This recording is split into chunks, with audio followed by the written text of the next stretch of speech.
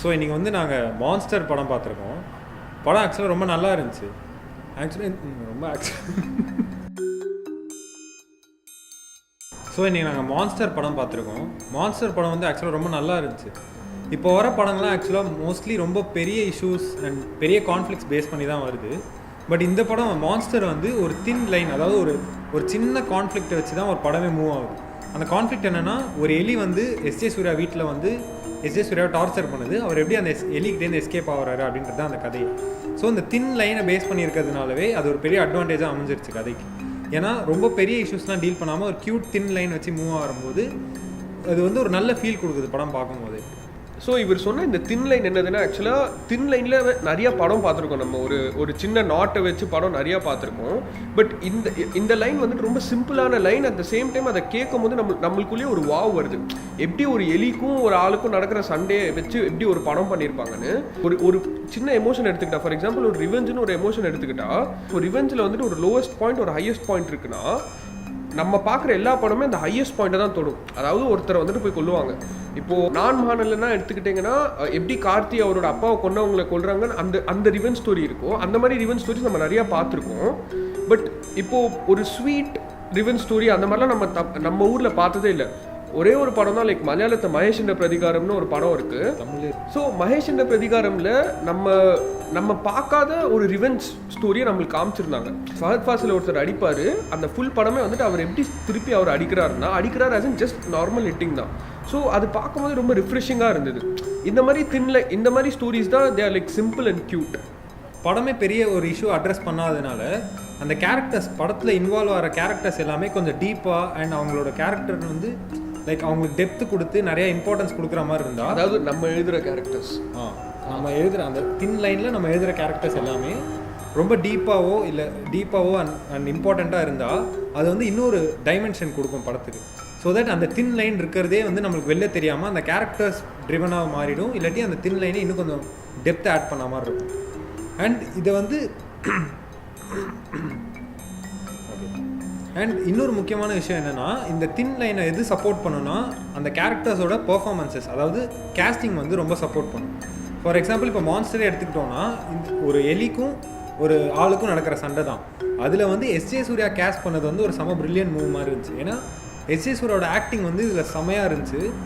அவர் வந்து நிறைய இடத்துல ஓவர் ஆக்ட் பண்ணியிருக்காரு. ஆனால் அது நம்ம எங்கேயுமே டிஸ்டர்ப் பண்ணாமல் அந்த ஓவர் ஆக்டிங்கும் ஒரு டைமென்ஷன் ஆட் பண்ண மாதிரி இருந்துச்சு. அவர் பேரனோயா டிஸ்டர்ப் பண்ணலன்னா அது SJ Suryah. we've seen SJ Suryah like that. அதனால no matter how much he overacts, it didn't look odd on the screen. So அவர் பேரனோயாலாம் எக்ஸ்பீரியன்ஸ் பண்ணுறாரு. அது கூட நம்மளுக்கு ரொம்ப சாட்டிஸ்ஃபைங்காக காமிக்கலாக நிறைய விதத்தில் அது ஹெல்ப் பண்ணுது. So casting is very important for supporting a very thin line.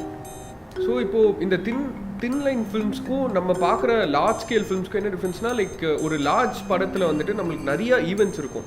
Like நிறைய கேரக்டர்ஸ் நிறைய ஈவெண்ட்ஸ் இருக்கிறதுனால அது ஒரு 2.5 hours எடுத்தால் கூட நம்மளுக்கு பார்க்கும் போது இழுத்தா மாதிரி இருக்காது, ஈக்குவல் இம்பார்ட்டன்ஸ் கொடுத்தா மாதிரி தான் இருக்கும். பட் இந்த மாதிரி தின் லைனில் ட்ராவல் ஆகிற படத்தை ஸ்ட்ரெச் பண்ணினா நம்மளுக்கு அது ஒரு ரொம்ப தேவையில்லாமல் இழுத்த ஃபீல் தான் கொடுக்கும். மான்ஸ்டர் வந்துட்டு ஒரு 90 minutes பண்ணியிருந்தா இன்னும் ரொம்ப நல்ல ஃபீல் கொடுத்துருக்கும் இந்த தின் லைனில் ட்ராவல் பண்ணும். பட் அந்த மாதிரி பண்ணாமல் ஒரு 3-4 songs கொடுத்து அண்ட் சில சப்ளாட்ஸ் இழுத்ததுனால அண்ட் அந்த ராட்க்கும் எஸ்ஜே சூர்யாவுக்கு நடக்கிற பேண்டரையும் கொஞ்சம் இழுத்ததுனால நம்மளுக்கு கொஞ்சம் அங்கே ரிப்பிட்டேட்டிவ் ஆன மாதிரி இருக்குது. For that not to happen, if the duration is reduced, or our stories will look more proper and crisp on the screen. So இந்த மாதிரி தின் லைன் இருக்கிற படம் எல்லாத்துலேயுமே பின்னாடி ஒரு தீசிஸ் ஒரு ஃபிலாசபி இருந்தால் இன்னும் ஒரு ஃபீல் ஒரு பெட்டர்மெண்ட் கொடுக்கலாம் கதைக்கு. ஃபார் எக்ஸாம்பிள் இப்போ காக்கா முட்டை எடுத்துக்கிட்டோன்னா, காக்கா முட்டையில் வந்து ஒரு தின் லைன் என்னென்னா, 2 பசங்க வந்து பீட்சா சாப்பிடணும்னு ஆசைப்படுவாங்க. ஸோ அவங்க எப்படி பீட்சா சாப்பிட்டாங்களா இல்லையா அப்படின்றது தான் ஒரு கதை. பட் இதுக்கு பின்னாடி அவங்க எப்பவும் டெய்லி ஒரு மரத்துலேருந்து காக்கா முட்டை சாப்பிடுவாங்க. ஆனால் அந்த இடத்த வந்து ஒரு பீட்சா கம்பெனி வந்து டேக் ஓவர் பண்ணும். ஸோ அங்கே வந்து like preferences and choices over rich and poor, அது வந்து ஒரு சப்டெக்ஸ்ட் மாதிரி வச்சு இதெல்லாம் சொல்லியிருப்பாங்க. ஸோ ஒரு தின் லைனில் வந்து ஒரு சப்டெக்ஸ்ட் ஆட் பண்ணாலோ ஒரு தீசஸ் ஆட் பண்ணாலோ அது வந்து இன்னொரு பெட்டர் ஃபீல் கொடுக்க நிறையா சான்ஸ் இருக்குது. அண்ட் இப்போ அந்த கேரக்டர்ஸ் எல்லாமே ஃபார் எக்ஸாம்பிள் ஒரு கேரக்டருக்கும் ஒரு தீசஸ் இருக்கணும். இப்போது மான்ஸ்டர் எடுத்துக்கிட்டோன்னா, எஸ்ஜே சூர்யா கேரக்டருக்கு வந்து ஒரு இன்னர் கான்ஃப்ளிக்ட் இருக்கும், ஒரு அவுட்டர் கான்ஃப்ளிக்ட் இருக்கும். அவரோட இன்னர் கான்ஃப்ளிக்ட் என்னென்னா, அவர் வந்து 30 years வந்து எந்த ஒரு சின்ன உயிரினங்களை கூட வந்து அவர் டிஸ்டர்ப் பண்ணாமல் லைக் அவர் எந்த ஹார்மும் பண்ணாமல் இருப்பார். பட் அவருக்கு வந்து அவுட்டர் கான்ஃப்ளிக்ட் என்னன்னா ஒரு எலியால் அவருக்கு டெய்லி பிரச்சனை நடந்துகிட்டே இருக்கு. ஸோ இவர் அந்த அவரோட ஒரு ஐடியாலஜியை மீறுவாரா மாட்டாரா அண்ட் அந்த எலியை கொல்லுவாரா மாட்டாரா அப்படின்ற ஒரு கான்ஃப்ளிக்ட் நடந்துகிட்டே இருக்கும்போது அது இன்னும் ஒரு டீப்பர் டைமென்ஷன் ஆட் பண்ணுது கதைக்கு. ஸோ இந்த மாதிரி ஒரு ஆஸ்பெக்ட்ஸ்லாம் இருந்தால் உங்களோட தின் லைன் வந்து ரொம்ப சாட்டிஸ்ஃபைங்கான ஒரு லைனாக மாறிடும். ஸோ இந்த மாதிரி தின் லைன் ஃபில்ம்ஸ்லாம் வந்துட்டு நம்ம ஊரில் people are not use to வாட்சிங் தோஸ். லைக் நம்ம ஆடியன்ஸ்லாம் வந்துட்டு when they come to watch a film நிறைய திங்ஸ் பார்க்கணுன்னு ஆசைப்படுவாங்க. Like they want to see more events happening on the screen.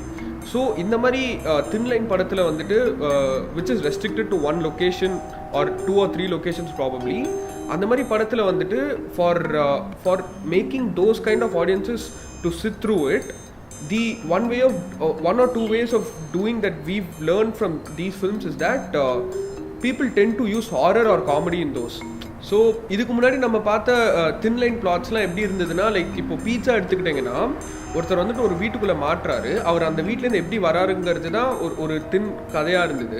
Since horror இருந்ததுனால நம்மளுக்கு அது இன்னும் இன்ட்ரெஸ்டிங்காக இருந்தது. இன்கேஸ் ஹாரர் இல்லாததுனா நம்மளுக்கு கொஞ்சம் ரிப்பிட்டேட்டிவாக இல்லை நம்மளுக்கு ஸ்லோவாக தான் இருந்திருக்கும். லைக் மான்ஸ்டரில் வந்துட்டு அந்த சிங்கிள் லொக்கேஷன், அதாவது எஸ்ஜே சூர்யா அண்ட் ராட்டுக்கு நடக்கிற இதை வந்துட்டு காமெடி வச்சு நம்மளை உட்கார வைக்கிறாங்க.